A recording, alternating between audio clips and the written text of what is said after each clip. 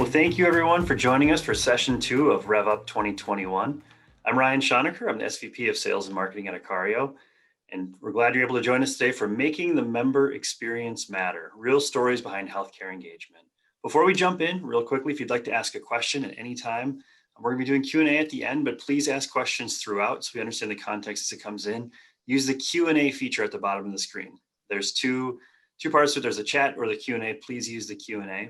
At the end of the session, there's going to be a brief survey that you'll receive as you're exiting the session. Please take a moment, fill that out as it helps us out. We'll also be live tweeting today, so using the hashtag RevUp2021. So please join us in that conversation as well. We are recording, and so for this session, it'll be recorded and then posted out on revupshow.com. More information to come on that, but I'm going to turn it over to today's moderator, Louise Briguglio, to introduce us to today's panelists. Louise? Thanks, Ryan. So super excited to be here today about a topic that I know the panelists and I are also excited to speak about, which is really the member experience and personalizing that member experience. So I am pleased and honored to introduce our two panelists who both have really cool jobs. Hopefully you're taking notes as we go through these backgrounds. We'll start with RJ Briscione. So RJ, give a little wave, who leads Social Determinants of Health, SDoH team at CVS Health. So they're scaling the SDoH strategy across the CVS Health enterprise for all lines of CVS and Aetna businesses. And this is in support of the company's Destination Health platform, which focuses on community health and addressing social determinants gaps. Prior to this role, RJ led Medicaid business development for Aetna's East region. So he led teams in all stages of proposal for response across multi-year Medicaid managed care contracts. RJ had a really interesting background, though, really prior to working in healthcare. RJ worked for the Georgia House of Representatives, and he actually spent 10 years with Delta Airlines in various operational roles. So really brings a lot of that perspective of client centricity and service from his other backgrounds as well. Also really thrilled to be joined by Dr. Cyrus Batheja, who is the Vice President of SDoH, Health Equity Alignment and Enterprise Transformation at UnitedHealth Government Programs. They are serving 20 million Medicaid and Medicare members. And in his role, he supports the development, execution, and measurement of these programs aimed at helping individuals and families access essential social services that really become the gateway to better health. I'm so excited to have you all learn a little bit about his research. So he really leverages the power of mixed methods. So thinking both quantitatively and qualitatively to derive deep population insights. The application of his research and experience has been particularly focused on developing fully integrated biopsychosocial models to support historically complex and vulnerable populations. And through his work, he's been able to demonstrate that relationship-based healthcare results in cost reduction, population health improvement, and meaningful system-based experiences. So I think we have a lot to learn from these two, and I'm excited for us to be able to dig in. So in fact, let's start with that, some of those stories from your past experience. Maybe Cyrus, starting with you, if you could help us understand, what does this look like out in the field? Tell us about a time you were conducting this member research using your methods. You had a conversation with a member and it totally changed the way you were thinking about your products or your services. What at the end of the day is the impact that this kind of work has on your members? Thank you for the intro. And to the Icario team broadly for giving me the opportunity to join RevUp and really have the chance to engage with this audience. So in relation to your question, the way I've been able to think about, population health broadly, as well as social determinants of health, starts at both the local and the national level.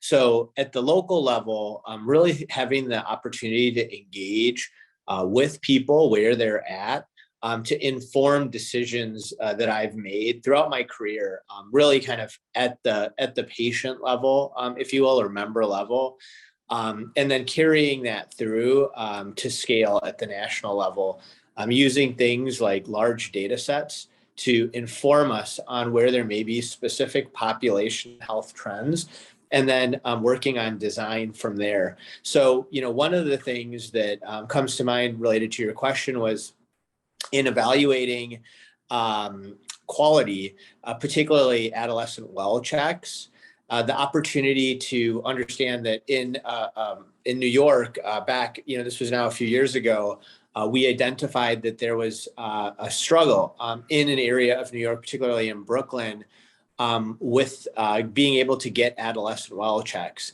And when we drilled down and got really close to the members and the community, it became evident that there was barriers related to the Hasidic Jewish population.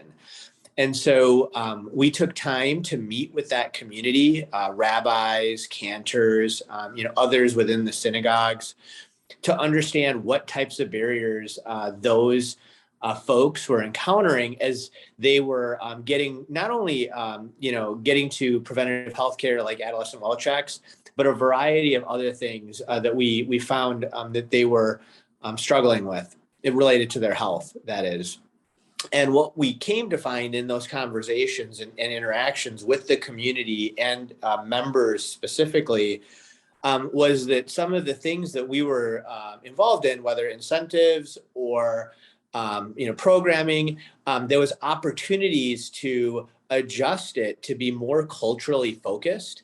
So, for example, making sure any incentives that we might be deploying were focused on their beliefs. So things like kosher foods. So, for example, not using a Subway gift card and instead thinking about kosher opportunities. And that's a real kind of example in that we focused in on kosher pizzerias in the community and built that connection through community engagement with those pizzerias.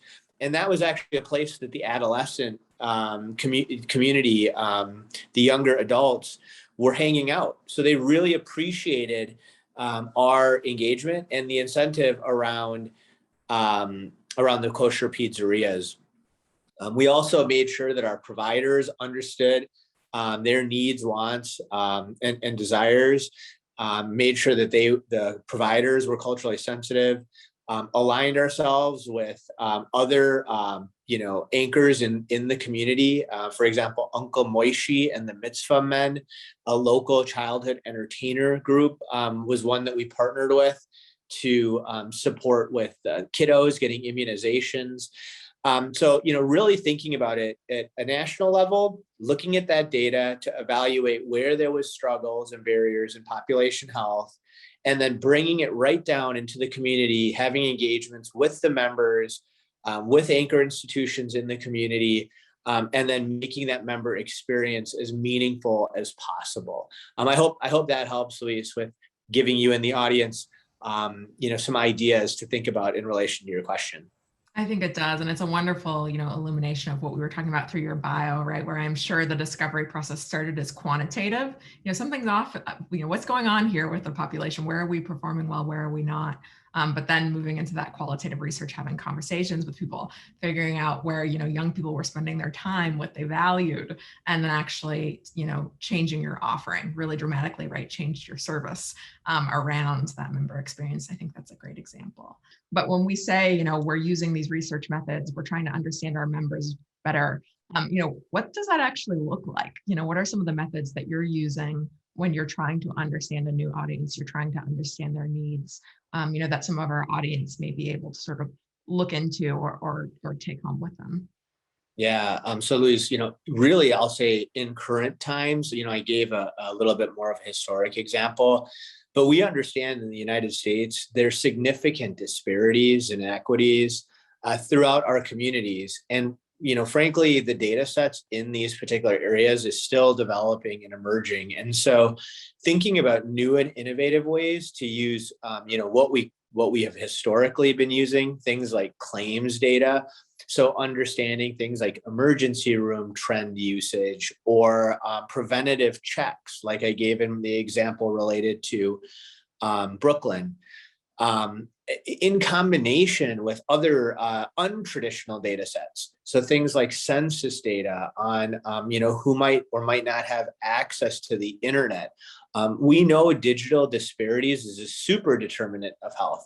And if folks don't have access to high quality internet, it's going to impact their ability to live healthy lives in a variety of different ways, whether that's being able to, gain meaningful employment, gain and hold meaningful employment, or gain access to education, all the way through to being able to schedule health appointments, or being able to gain access to transportation.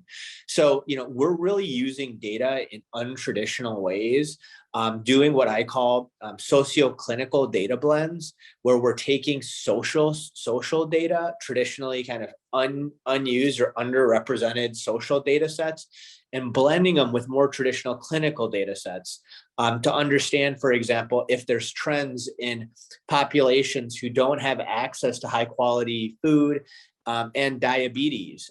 So, kind of bringing those together, or access to quality and stable housing related to things like asthma or other chronic conditions.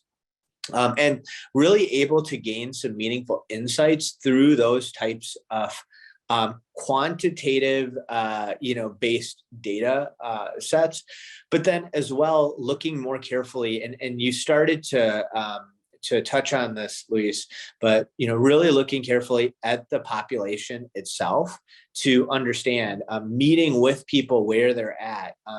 Both I think from a patient side, so holding focus groups or interviews, even environmental survey as a method of just being in the community and spending time there to experience what it's really like to live in Brooklyn or the Bronx, or wherever it is that we're planning to deploy a program, taking time to appreciate what is and isn't available.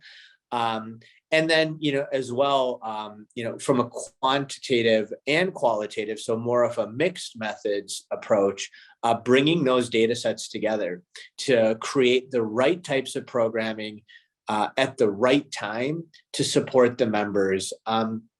Carrying that survey through then, so really thinking about at the most basic level, pre and post intervention analysis, so gaining feedback from our members, from community members on what works and what doesn't. The other important component that needs to be thought about is the experiences of our staff. So what are our frontline staff experiencing? What are the staff experiencing within our partnerships, whether that's, partners at the synagogues, the rabbis and cantors I spoke about? Is the program working in the way that you expected? Is it serving your community as expected?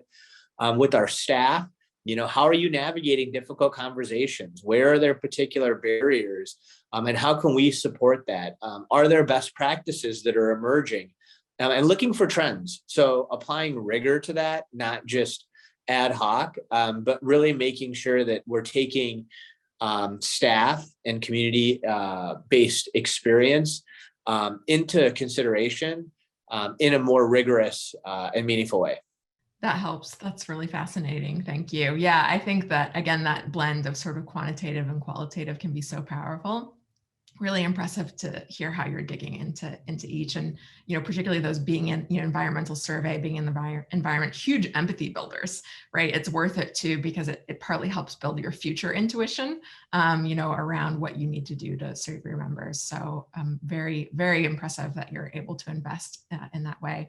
So RJ, how is it that you try to understand your members today? And wondering if you just have any stories about a time, right, where again, you learned something about your members and it really changed your perspective. Really, one of the things that I'm really proud of now that's actually underway is our multicultural engagement. And this is so I'll take the opposite of Cyrus. This is for a Medicare population. And it's our program that I won't take full credit for. Actually, I won't really take any of the credit for. Some really good teams within our Aetna team said, we really need to close these care gaps. We're seeing. So first of all, we've got good data getting to us saying that we have an engagement gap in specifically Hispanic and Black populations in specific areas, right? And so what can we do to close those gaps? And this is specifically for members with diabetes and or hypertension in a Medicare population that are Black or Hispanic. And to this team's credit, I kind of came on and joined this team in this effort as they were already underway once I found out about it, and lending some support to it. But one of the things they did was the member focus groups, right? And so, your question to what surprised you, I think it almost always surprises me when we do the real work of finding out what our members actually need, right? Because if you think about the word engagement, right, like we toss that word around probably 100 times a day within our four walls, just metaphorically four walls, since we're all over the place now. But what does that really mean? What we really want from that engagement is to have those members have a true, feel like they actually have a real relationship with us, with their care manager. So we're offering them a care manager that is like them, right? So we have Hispanic and Spanish speaking where that's asked for, and Black care managers for those members, first of all, right? So that was one of the things they said they need. That shouldn't shock anybody. It's easy to believe and easy to know about, but it's a little bit harder to do and put in practice to make sure that relationship starts, that engagement starts. But some of the things that they identified as really needing, when you think about those groups and everything I told you about those groups, is they really want help with nutrition. So having access to an actual nutritionist. Cooking classes come up almost every time we ask members about something, right? A good example for where we've done some food engagement work, and a lot of times we're introducing foods. If we're trying to introduce healthier foods, we may be introducing things that those members had not seen before. They're interested for sure in cooking healthier. How do they do it? What do they do it with? What do they need? Those kinds of things. Medication adherence actually came up from the member side. It's things that we talk about and put on dashboards all day, every day. And then something that one of the things that's a gap for us now, not a total gap, but something that's going to have to grow and is a little bit different in the pandemic, is peer mentoring, right? Like the members want that. We want to be able to match them with peers, from their cultural group, from their age group, that have lived experiences, similar experiences to them. So again, I think it's always surprising when we actually bring in this kind of research, bring in focus group research, see what the members say. But those are some good, kind of fresh new surprises that we're working with that group. I think that's really great. And it's really smart to spend time with your members saying, what do you want? What's useful to you? And also, what do you want from us? Yeah. Right? I'm sure that's part of your conversations as well. A thing that sometimes I find can be missing. And I love how you described it as a relationship. It's what's the nature of our relationship? I think one thing when you're thinking about, sort of consumer experiences, sometimes good service from one organization can feel like bad service from another organization. Yeah. So for example, right, when I go in to get my tires changed, I want to get in and out as quickly as possible. When I'm going in to get my hair cut, that's an escape from reality, right? It's a time where I get to put my phone down. So if we can stretch that out a little bit, I have, one salon that gives a little scalp massage, that's great.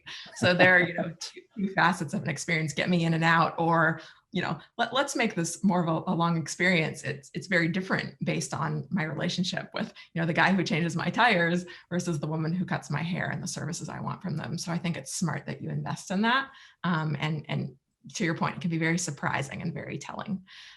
So let's switch just a little bit to talking about, we sort of talked about this through your bio, Cyrus, but I'm sure you have a lot more to say about it, is, how do you make sure you get the outcomes you're looking for as you're doing this research, you're making a change? How are you measuring the impact that it actually has on your work? And what tips do you have for people as they're really trying to show ROI, understand the impact of these changes they may be making or recommending? Yeah, thanks for that question.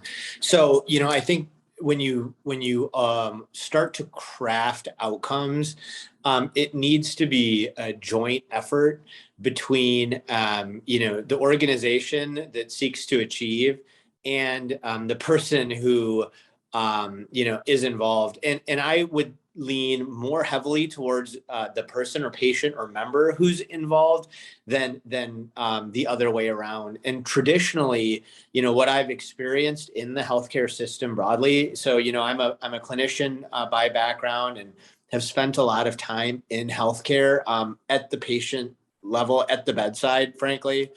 And a lot of times outcomes were driven by the institution. So if it was a hospital system, it would be about, utilization trends. So, bed days or ER use or those sort of things and medication kind of usage. And so on and so forth. And what hasn't been, front and center in what I've experienced in the United States is what is the patient's, desire, as I put it before, needs, wants, and desires. And so, I've leaned heavily recently, particularly in the world of what I call socioclinical perspective. You heard me say socioclinical data blends. Well, socioclinical strategy is something that I've been really diligently working on. And, in that, understanding the needs, wants, and desires using evidence-based techniques. So things like motivational interviewing, where you're able to use a specific type of approach and train staff, frankly, on this as well, to extract the understanding of what are the key goals for that person. And that could be things as simple as, I want to be able to go to my granddaughter's wedding, in one sense, or I want to get my diabetes under control. And in our, kind of more traditional medical perspective, we may not have at all considered a granddaughter's wedding, or maybe, it would have been a different disease condition that we would have been focused on first. And then diabetes might have come later on down the channel.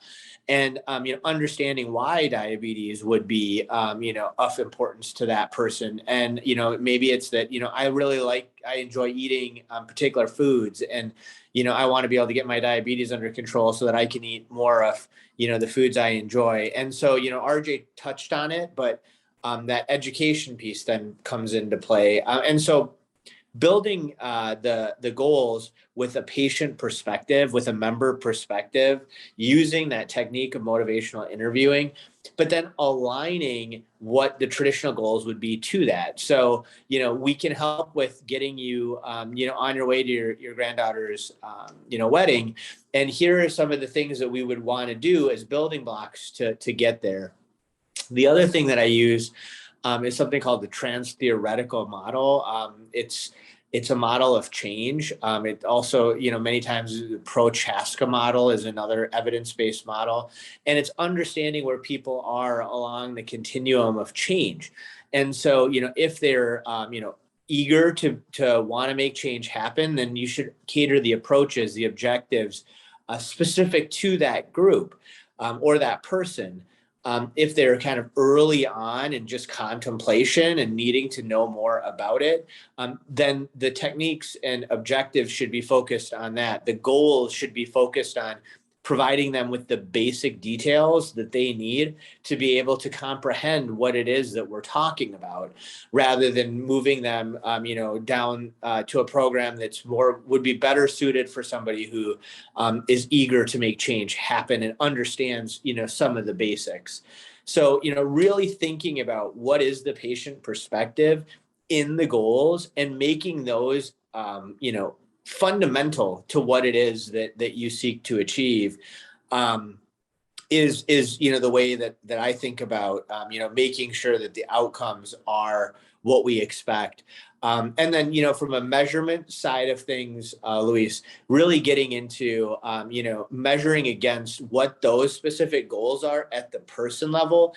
But you can also look at patterns in populations, look for particular phenomenon in the population, and then look to impact that specifically. And that's more of a qualitative research method. of phenomenology as far as just looking for patterns in populations, especially as you get deeper in interaction and engagement with members and patients.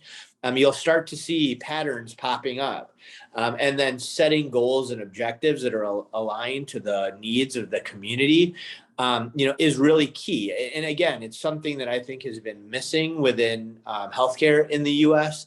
as far as, we have our goals, but do they match the goals of the community? And do we really know what the goals of the community are? And I would argue in most cases we don't.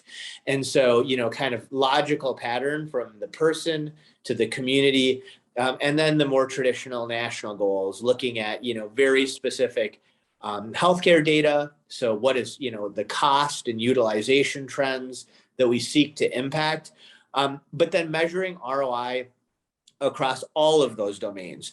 Did we meet the person's specific needs and the goals they set up? Did we meet the community's needs? And are we moving in a path where we've locked arms with the community, or are we still disjointed? And then at that national level, and I think this has been done, at this point, numerous times, but looking at, have we impacted utilization trends of the health of the population, the more traditional ER use, hospital bed days, admission rates, total cost of care, to establish ROI as a baseline. Yeah, thank you for that. And hopefully I'm not putting words in your mouth here, but I feel like I'm hearing you say something that's really resonating with me. And, I'm thinking about how years ago, I felt like a phrase I was hearing a lot was, meaningful measures, especially as we were thinking about how do you measure quality? It was like, well, let's not just measure the things that we can measure, but what's really meaningful from a population level that affects change. And I feel like I hear you saying that your process starts with thinking about what are meaningful outcomes, and who gets to say what's meaningful. Well, it's the member, right? And it might be, making it to someone's graduation, or making it to someone's wedding, or right, being able to dance on the dance floor. And then working backwards from there and saying, well, how do we measure toward that at an individual level? And then also, how do we find the patterns, right? So we can start to sort of level up and say, in general across a population, but really starting with that perspective of what's a meaningful outcome. And so that really resonates well. Did I get that right? Or is there anything you want to clarify? You got it right. So it's turning the process on its head. It's working from the person to the traditional, rather than from the traditional and then backing into what do we have to do to convince, the population to do what we need to impact the trends. It's the opposite of the way we've been doing things. And you RJ? Yeah. RJ, would love to hear your perspective. Yeah, well, actually, so measurement. Yeah, really appreciate that. And you saw me nod my head along here, because the what I thought about for the measurement piece, we want to end up in almost the same place, right? Like, so we want to because we want to get to that kind of ever elusive ROI. What is ROI on social determinants, right? That's been the hard part, I think, for those of us that are kind of plowing new fields here, and that is what is the ROI. And a lot of our bosses still want to see it in those traditional measures, which we can get to on a longer term basis, right? So we do have an interesting approach to this for this. So for the first time ever, we're partnering with Socially Determined and with Icario, which to really get very individualistic. So Socially Determined allows us to, or gives us, we send them our member rosters, and we are getting an individual risk score for social determinants, for each social determinant on that individual member. So it's hundreds of thousands. We're doing this in 4 states. We're right around 200,000 members across 4 states. On their financial security, their food insecurity, housing stability, transportation barriers, health literacy, right? So when we know where members have risk, for the first time ever, those social risks on all of those, we're then using Icario, shameless plug. You didn't ask me to do that, by the way, to outreach to those members, right? And to get them to where we partnered with Unite Us, which is build a network of social determinants, of community-based organizations specific to those social determinants, right? And so what I learned when we first did those partnerships and first built those networks, right? Back to engagement. Engagement's really hard. Engagement in Medicaid population is really, really hard, right?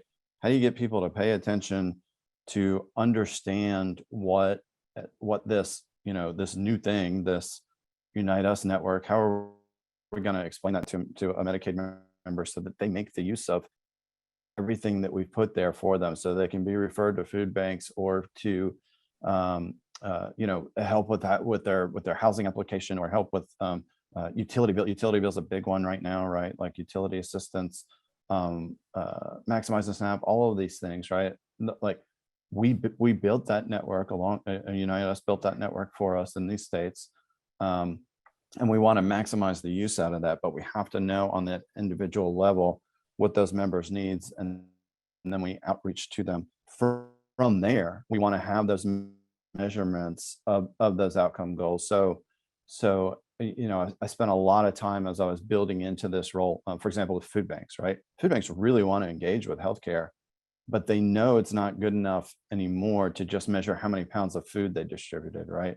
So now we can measure an individual members, and then obviously on up, it kind of goes without saying, similar as Cyrus was saying, on up to the community level, or whichever level we want to cut that at, their food security, their change in food security, right? We can see not only do we give out this much food, but we change this many members' food security risk, which is a real thing, right? So understanding what those real things are and what those ROIs are, but going into it first, knowing exactly what you want to measure and your time horizon for measuring that. I think that's where, and like, we're not perfect at this. I'm not perfect at this. We're learning as we go, but the time horizon for the ROI on these social interventions, we'll call them, it's longer to get to those kind of traditional ROIs that we're used to doing in medical world, right? Like just kind of the pure medical financial or the medical PMPM. But we have another great opportunity kicking off soon with Feeding South Florida and Miami on that. We're going to be measuring individuals' A1Cs, right? And then doing the food intervention, they get healthy food from us. How did that member's A1C change? We'll know that quarterly, right? And so that can be real. But I'd say, like, if people are trying to figure this out, it's not easy. We spent a long time doing this, trying to figure it out. We're not perfect at it yet, but we made some mistakes that you don't have to, maybe, or just learned along the way. But know what you want to measure, know your time horizon for that, have the buy-in, and the support for that, I think, is key. And I think great things will come of this. We're still early on in this, but those are some of my thoughts on that. I think that's a great reminder about the time horizons, basically saying, how will I measure the impact? When will I see that impact? Right. Sometimes it's almost like reminding yourself when to start worrying, like, okay, this one's going to take a while. This is a long game. Here's when I expect to see results from this. So that's a really good reminder. I think next, let's talk about a little bit, as we're sort of talking, we're talking about bright spots and times that it's working and you've managed to get buy-in on a major initiative and results from a major initiative. It all sounds rather idyllic, but I'm wondering if you can give advice on how you even create room for this in your organization. How do you go about creating a culture of member centricity? How do you get people other than you to start thinking this way and acting this way? How do you build this capacity and this willingness in others? RJ, would you like to start on this one? Yeah, sure. And so this is my favorite topic. People inside our world have heard me talk about this, right? This is my soapbox. Like, it's so I gave a great example right at the beginning. That's why I gave this example, because it was a light bulb moment for me of, we went out and did the focus group work. It's hard. It's harder.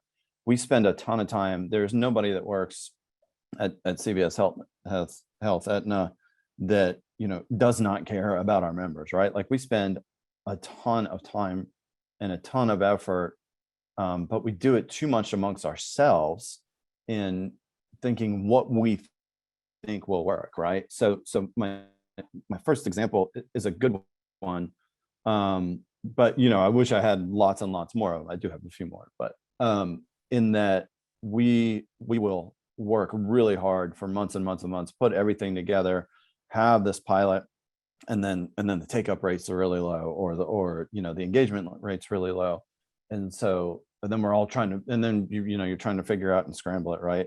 And so what we probably need is some, and by the way, I've learned something from Cyrus already today. He saw me taking notes, right? These models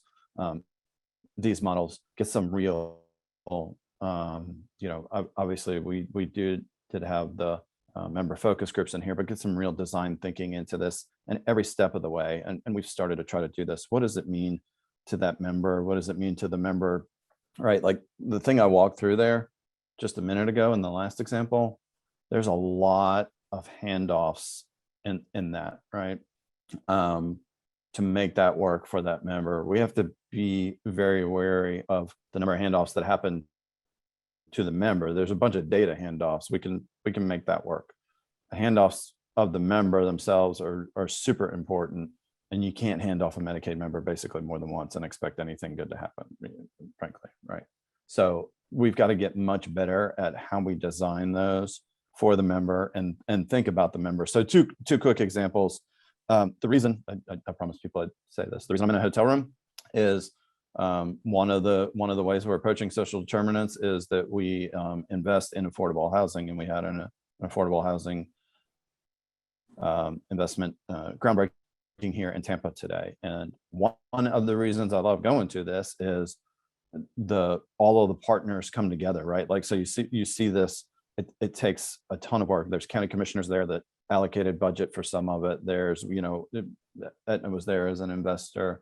There's the builder, there's the developer who want to do this kind of work. There's community groups who are going to then fill in the first floor so that there's a safe space for these residents who are being able to avail themselves of affordable housing for the first time, the need for affordable housing in the community. So they have a resident, each one of these that I've been to recently has a resident speak about what it means to them, right? So what it means to them, there's a mother of 5 in Tampa here, right? The housing affordability pretty much anywhere, but very much here in Tampa today is really difficult. What that means for her to have all of these services, this community organization that's going to be built into the ground floor, right? Like we need more of those things. And then just to go back to the food example in Miami, we stopped and watched, right? We were distributing food out in an elementary school, but we watched what the people were doing. Almost all of those people were transportation limited. So they were walking away with, it's South Florida, so it's really great. You get large distributions of produce. So there's melons and there's big, heavy things, right? They're trying to walk away from there with these grocery bags. And they're trying to walk 3, 4, 5, 6 blocks in the South Florida heat. By the way, I sweated through my first set of clothes today, right? Just being out there at the housing opening for an hour at 9 o'clock in South Florida, right? So we're distributing food to those folks. It's hot. They've got to walk. They can't carry it. They may have. So, we redesigned that into what's going to be now the mini mobile pharmacy. So it's much more hyper local. It will make much more frequent stops at much more local locations, right? So a couple good examples there. I can give you a lot of bad examples of things we've then scrambled and said, oh gosh, why isn't there take up rate? Like this is my soapbox, so I go on all day, I'll give Cyrus a chance.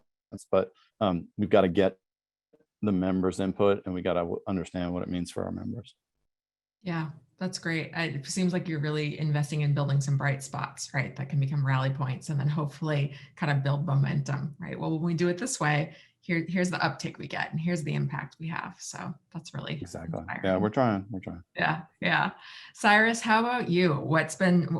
How have you been successful in your career in creating a member-centric culture and one that's willing to invest in this kind of research you're describing? Yeah. So, similar to what RJ said, For me, this is an area of particular focus. As a first generation immigrant myself, and a person of color, I understand what it feels like to be excluded, to be left behind. And really, in many times, as I think back on my own life, been told that I wouldn't amount to anything. And so, for me, it is extremely important to hear that from the people that we serve, both at UnitedHealth and in kind of this national role, but very much in my own community as well. And I serve on a lot of different boards and do a lot of different community-based work to stay close to what's happening. And obviously being based in Minneapolis with the killing of George Floyd and other things, being part of anchor institutions here, being able to take part in social change has been, important to me as an individual. So, when I think about that, how do I share that? How do I, allow others to have, that type of perspective who might not have experienced coming to the United States, on a status of non-equality, right? Of coming to the United States for my own case, a business visa, not even a green card. Or being a person of color, if they're, have experienced their life as being white.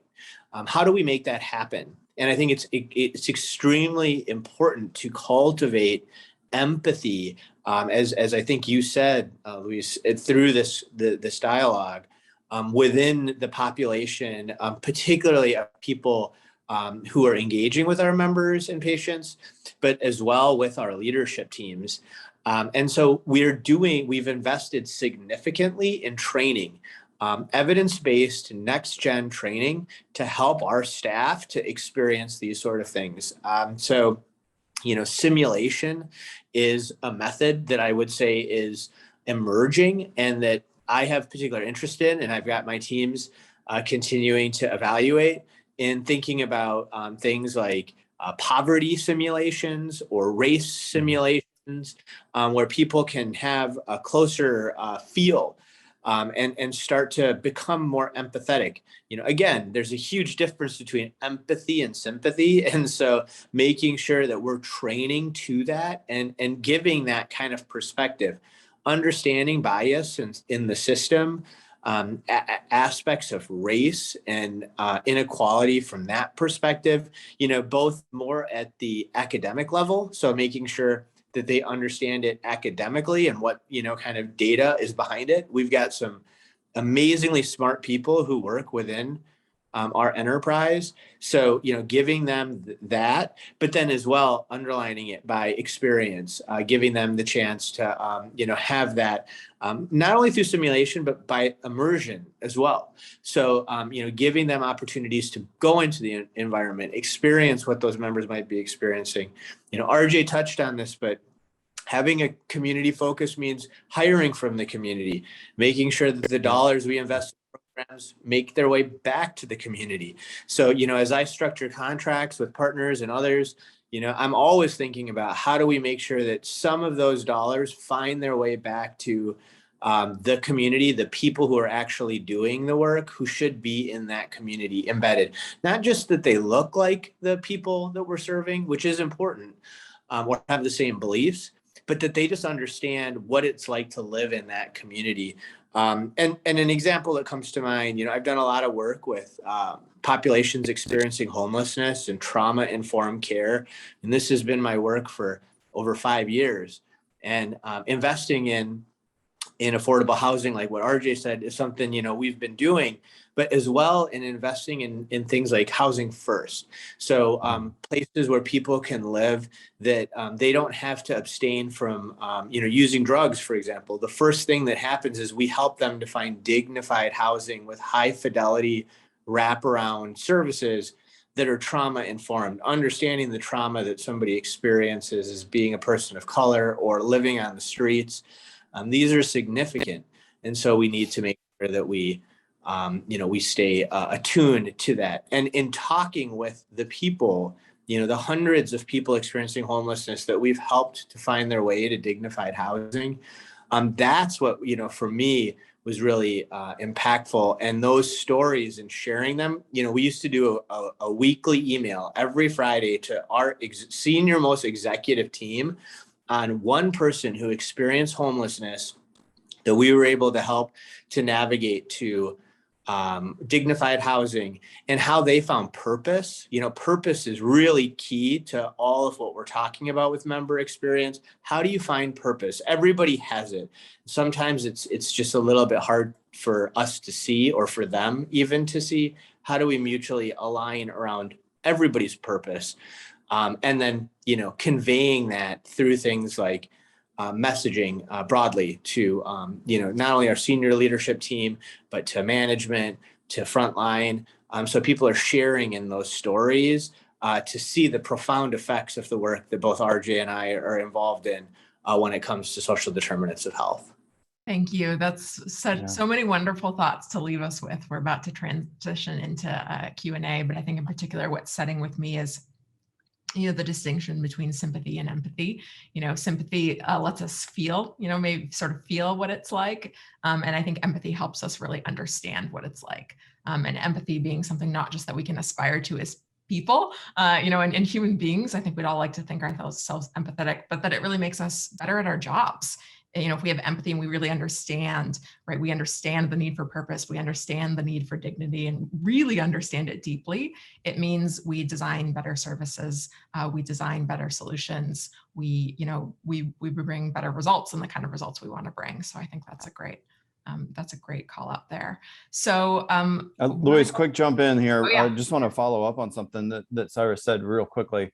Hopefully it adds to the conversation. The poverty simulation, I'll give a big check to pre-pandemic. Of course, we had a team, internal team, Aetna trained, qualified team that did the poverty simulation for different internal teams, right? And we did that trying to bring out that member-centric focus, right? And the poverty simulation is very, it can be very raw. Like you leave a specific amount of time for breakdown. I mean, there are real tears shed in that, and people get very emotional, and people can really feel it and understand, I think, and bring that empathy forward. I'm a big proponent of that.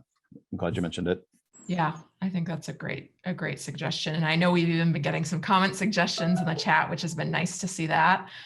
So Ryan, would love to turn it back to you for a bit of Q&A. I would love to know what the audience is thinking and would like to know. Yes. Thanks, Louise. One of the questions that came in, you just kind of touched on, really. So I want to make sure that was around what do you do beyond social risk training? So the fact social risk screening. So have that training that both of you just talked about is really great. So we'll actually jump to a different question from there. So thanks for touching on that one. A lot of people have been asking questions about measures. What are the right measures, and how do you know what the right measurements are? Whether that's just even within creating a team within your own organization and in trying to figure out how do you get there, or looking at the regional level and saying, what is a measure of success beyond you as a single payer in that regional group? So I combined a few questions here, but if you touch on that, that'd be great. I'll take a crack at it. So here's the thing about the measures. I hopefully touched on this when I was talking about it. There's no perfect answer right now, I think, to like, there's no criteria, there's nothing perfect, but it's what do you want to measure, right? Like so I think the example of moving the what we're measuring from just, this is an easy one, right? Pounds of food given away to change in food security, right? Either at that member level, or you can do that at the community level. With the data we have, we can do that at the community level outside of one payer. So I think that was a question in there. Is it just for the one payer? We can get to the data, not down to the individual level, but we can see the community level of food insecurity, right? So that's a pretty good one. Let's change food security, right? Like let's see what we can put in to change folks' food security. And then while you're doing that, I would say think about what you want to measure if you're changing that food security, right? So if you're changing that food security, do you want to measure individuals' A1Cs, right? That's a little more detailed. It's a little more difficult, right? You're going to have to collect those measures along the way. You're going to have an actual medical partner there.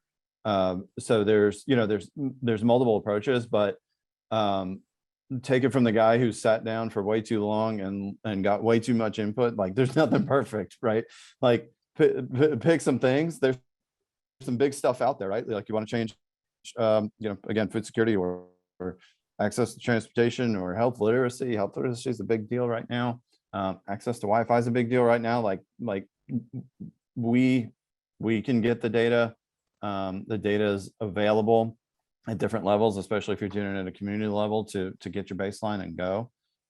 Pick something you want to do and go, and know that it's not going to be perfect right off the bat.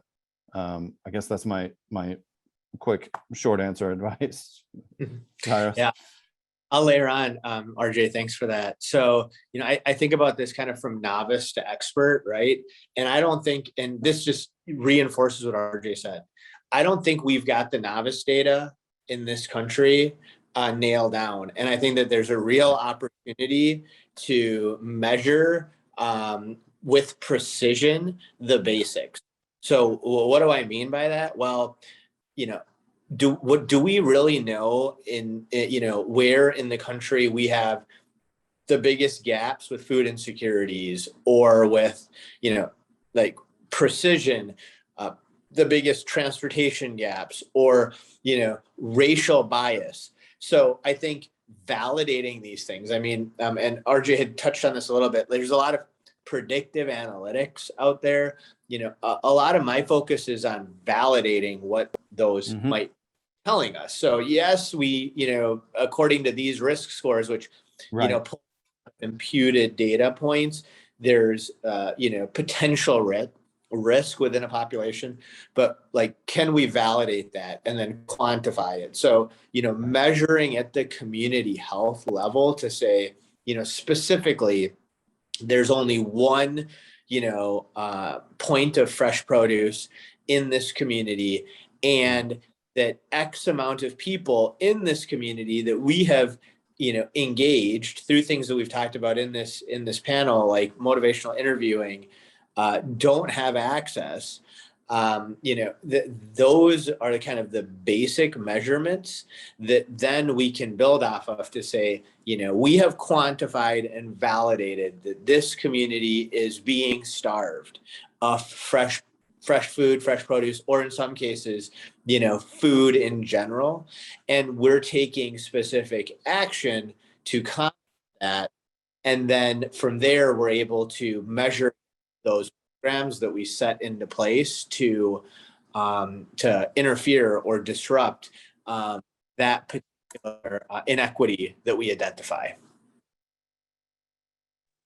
Great. We'll go with one more question. Just a couple of minutes left here. So the question is, how can you please explain how you're using corporate-owned resources like CVS Health Hub to help with your role of targeting members in primary care, preventive services, or local resources? UHC has plenty of resources around the country. So curious how you're using local resources for the both of you.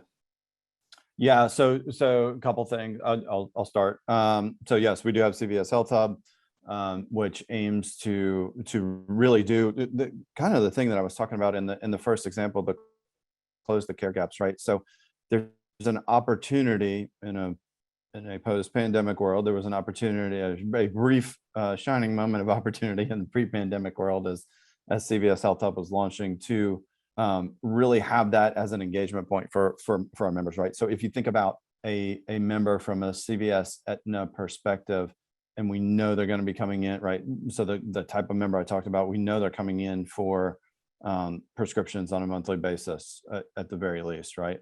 And then can we program, again, what those members want to see in that there's a wellness space within the CVS Health Hub that can have somewhat